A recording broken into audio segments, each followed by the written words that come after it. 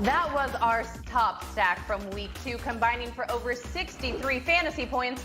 But now it's week 3, and Adam, Rank, and I are looking ahead to give you our favorite stacks on stacks. Rank, I heard that you're sticking with that hot duo in Buffalo, though. Yeah, why would I want to move away from this incredible stack? And Josh Allen has now become one of the most automatic plays in fantasy football. He's currently the QB2, scoring over 30 fantasy points per game. He's had at least 28 points in each of these contests, trailing just Russell Wilson. And I look at the combination that he's had with Stephon Diggs.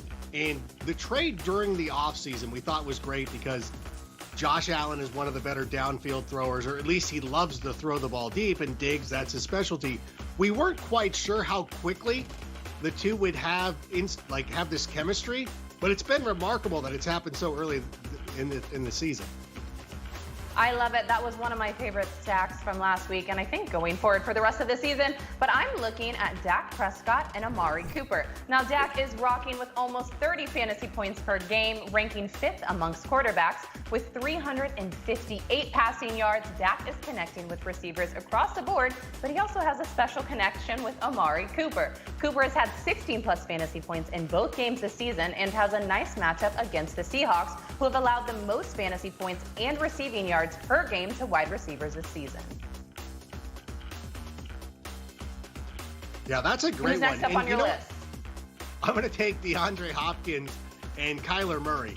And again, you go to a combination that did not play together before the start of this season and have made that transition seamless. Now, Kyler Murray is one of the top quarterbacks in fantasy football. You called him the MVP coming into the season, and he's shown that, and he gives you the nice, safe floor. But DeAndre Hopkins is what's been incredible to me. At least 20 fantasy points in both games this season. He's taken 36% of the target share, and he walked onto a team that had Larry Fitzgerald, that had Christian Kirk and Kenyon Drake, and he's still getting a third of the targets. That's incredible to me. I love it. Now, I know I've been hyping Kyler Murray as a potential MVP, but we can't look past Russell Wilson and DK Metcalf. That's my next stack.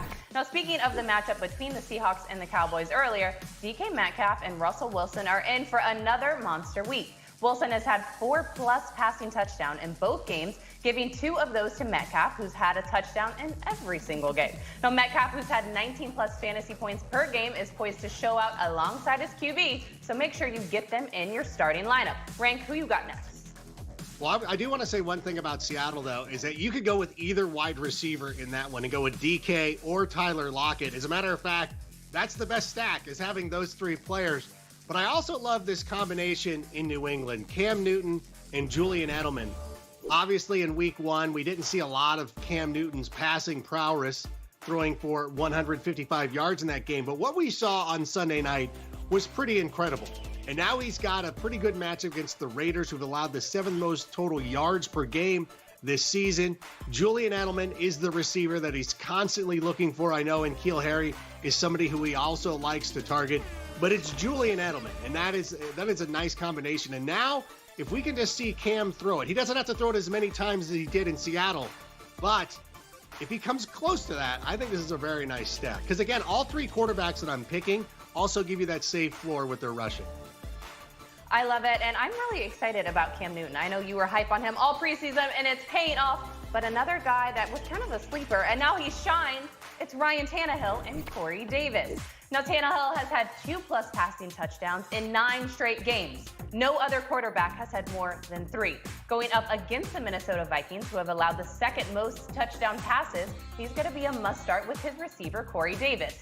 Davis is poised to step up with A.J. Brown dealing with a knee injury. And the Vikings, who I already said weren't so hot against quarterbacks, they also aren't so hot against receivers. So make sure you get them in your lineup. I promise it's going to pay off.